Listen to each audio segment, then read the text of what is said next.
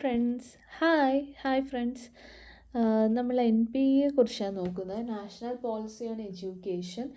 ഇത് ശരിക്കും നമ്മുടെ ബി എഡ് അതുപോലെ തന്നെ സെറ്റ്, KTET, HSC, HSST എക്സാമുകൾക്കൊക്കെ ഇൻ്റർവ്യൂവിനും പരീക്ഷകൾക്കൊക്കെ വളരെ ഇമ്പോർട്ടൻ്റ് ആയിട്ടുള്ള ഒരു ടോപ്പിക്കാണ്. അപ്പോൾ NPE എന്ന് വെച്ച് കഴിഞ്ഞാൽ നാഷണൽ പോളിസി ഓൺ എഡ്യൂക്കേഷൻ, ഇന്ത്യയിലെ വിദ്യാഭ്യാസ നയങ്ങളാണ്.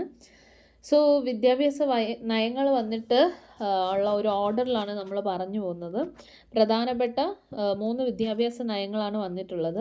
നാഷണൽ പോളിസി ഓൺ എഡ്യൂക്കേഷൻ 1968 ആദ്യത്തെ ദേശീയ വിദ്യാഭ്യാസ നയമാണ്. ഇന്ദിരാഗാന്ധി സർക്കാരിൻ്റെ കാലത്താണ് വന്നത്.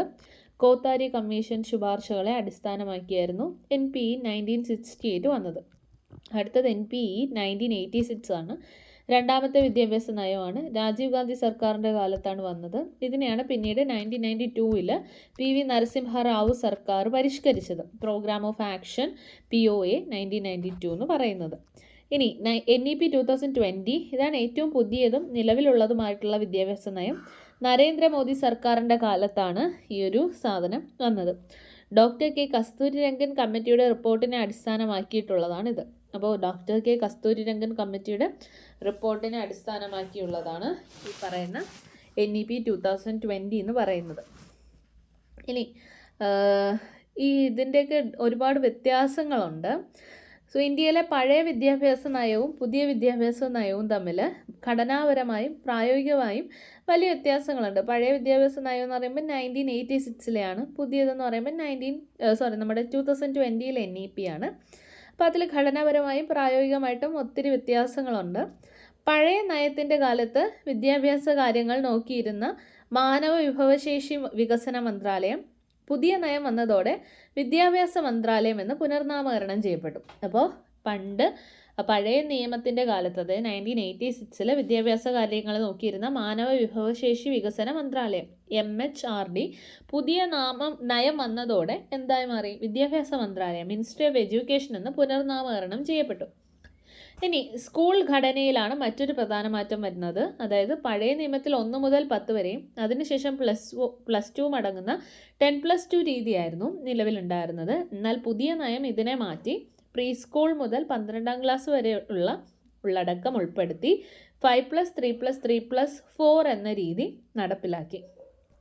പഴയ ഘടനയിൽ പ്രീ സ്കൂൾ വിദ്യാഭ്യാസം ഔദ്യോഗിക സ്കൂൾ ഘടനയുടെ ഭാഗമായിരുന്നില്ല. അംഗൻവാടികൾ മാത്രമായാണ് അവ പ്രവർത്തിച്ചിരുന്നത്. എന്നാൽ പുതിയ നയത്തിൽ 3 വയസ്സ് മുതൽ തന്നെ കുട്ടികളുടെ വിദ്യാഭ്യാസം സ്കൂൾ ഘടനയുടെ ഭാഗമാക്കി മാറ്റിയിരിക്കുന്നു. ഇനി സ്കൂൾ കോളേജ് തലങ്ങളിലെ പഠന സ്വാതന്ത്ര്യത്തിലും വലിയ മാറ്റങ്ങൾ കാണാം. പഴയ നയത്തിൽ സയൻസ്, കൊമേഴ്സ്, ഹ്യൂമാനിറ്റീസ് എന്നിങ്ങനെ വിദ്യാർത്ഥികൾക്ക് കർശനമായ സ്ട്രീം വേർതിരിവുകൾ ഉണ്ടായിരുന്നു. പുതിയ നയത്തിൽ അത്തരം വേർതിരിവുകൾ പൂർണ്ണമായി ഒഴിവാക്കി സയൻസ് പഠിക്കുന്ന ഒരു വിദ്യാർത്ഥിക്ക് വേണമെങ്കിൽ തൻ്റെ താല്പര്യപ്രകാരം സംഗീതമോ ഫാഷൻ ഡിസൈനിങ്ങോ ഒപ്പം തിരഞ്ഞെടുക്കാനുള്ള മൾട്ടി ഡിസിപ്ലിനറി സ്വാതന്ത്ര്യമുണ്ട്.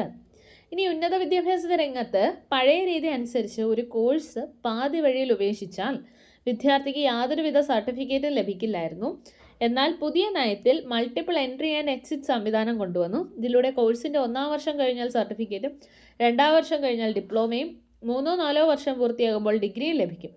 എല്ലാറ്റിനും ഉപരി സിലബസ് കേന്ദ്രീകൃതമായ പഠനത്തിനും മനഃപ്പാഠമാക്കുന്നതിനും പ്രാധാന്യം നൽകിയിരുന്ന പഴയ രീതിക്ക് പകരം പ്രായോഗിക പഠനം, അതായത് എക്സ്പീരിയൻഷ്യൽ ലേണിംഗ് കുട്ടികളുടെ ചിന്താശേഷി വളർത്തുന്നതിനും പുതിയ നയം ഊന്നൽ നൽകുന്നു.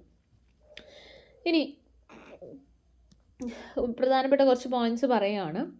NEP 68ലെയും 86ലെയും NEP 1968 14 വയസ്സ് വരെയുള്ള കുട്ടികൾക്ക് സൗജന്യവും നിർബന്ധിതവുമായ വിദ്യാഭ്യാസം ഉറപ്പാക്കാൻ ലക്ഷ്യമിട്ടു.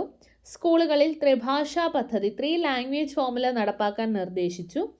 അധ്യാപകരുടെ യോഗ്യതയും ശമ്പളവും വർദ്ധിപ്പിക്കുന്നതിൽ ഊന്നൽ നൽകി.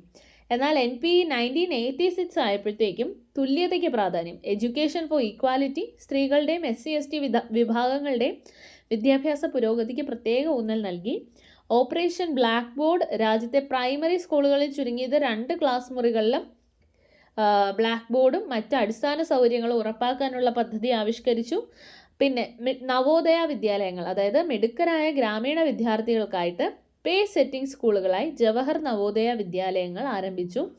ഇഗ്നോയുടെ രൂപീകരണം. ഓപ്പൺ യൂണിവേഴ്സിറ്റി സംവിധാനം ശക്തമാക്കാൻ ഇന്ദിരാഗാന്ധി നാഷണൽ ഓപ്പൺ യൂണിവേഴ്സിറ്റി സ്ഥാപിക്കുന്നതിന് വഴിയൊരുക്കി. ഇനി പുതിയ വിദ്യാഭ്യാസ നയത്തിലെ പ്രധാന പോയിന്റുകൾ പറയുകയാണെങ്കിൽ NEP 2020 സ്കൂൾ വിദ്യാഭ്യാസത്തിലെ മാറ്റങ്ങൾ 5+3+3+4 ഘടന. പിന്നെ ഫൗണ്ടേഷൻ സ്റ്റേജ് ആണ് ആദ്യത്തെ 5 വർഷം, 3 വർഷത്തെ പ്രീ സ്കൂൾ, അംഗൻവാടി അല്ലെങ്കിൽ ബാലവാടി, ദെൻ 1-ാം ക്ലാസ്സും 2-ാം ക്ലാസ്സും, പ്രായം 3 മുതൽ 8 വയസ്സ് വരെയാണ് ഈ ഫൗണ്ടേഷൻ സ്റ്റേജ് എന്ന് പറയുന്നത്, കളികളിലൂടെയുള്ള പഠനം. അടുത്ത ഘട്ടമാണ് പ്രിപ്പറേറ്ററി സ്റ്റേജ്, 3 വർഷമാണ്, 3, 4, 5 ക്ലാസ്സുകൾ, പ്രായം 8 മുതൽ 11 വയസ്സ് വരെയാണ്. ലളിതമായ പുസ്തകങ്ങളും പ്രായോഗിക രീതികളുമാണ് അവിടെ ഉൾക്കൊള്ളിച്ചിരിക്കുന്നത്. അത് കഴിഞ്ഞ് വരുന്നതാണ് മിഡിൽ സ്റ്റേജ്, 3 വർഷമാണ്, 6, 7, 8 ക്ലാസ്സുകളാണ്, പ്രായം 11 തൊട്ട് 14 വയസ്സ് വരെയാണ്. ഇവിടെ വെച്ചിട്ട് കോഡിങ്ങും തൊഴിലധിഷ്ഠിത പഠനങ്ങളും വൊക്കേഷണൽ ട്രെയിനിങ്, ഇൻറ്റേൺഷിപ്പിൻ്റെയൊക്കെ സ്റ്റാർട്ടിംഗ് ആണ്, അതൊക്കെ ആരംഭിക്കുന്നു. അടുത്തതാണ് സെക്കൻഡറി സ്റ്റേജ്, 4 വർഷം, 9, 10, 11, 12. അപ്പോൾ ഈ സമയത്ത് കുട്ടിയുടെ പ്രായം 14 മുതൽ 18 വയസ്സ് വരെയുള്ള സമയമാണ്. ആഴത്തിലുള്ള പഠനം, താല്പര്യമുള്ള വിഷയങ്ങൾ തിരഞ്ഞെടുക്കാനുള്ള സ്വാതന്ത്ര്യം, സെമസ്റ്റർ രീതിയിലുള്ള പരീക്ഷകൾ തുടങ്ങിയവയാണ് ആ ഒരു ഘട്ടത്തിൻ്റെ പ്രത്യേകത. ഇനി ഭാഷാ നയം പറയുകയാണെങ്കിൽ 2020 ഭാഷാ നയം പറയുകയാണെങ്കിൽ കുറഞ്ഞത് 5-ാം ക്ലാസ് വരെയെങ്കിലും, സാധ്യമെങ്കിൽ 8-ാം ക്ലാസ് വരെ ബോധന മാധ്യമം മാതൃഭാഷയോ പ്രാദേശിക ഭാഷയോ ആയിരിക്കണമെന്ന് നിർദ്ദേശിക്കുന്നു.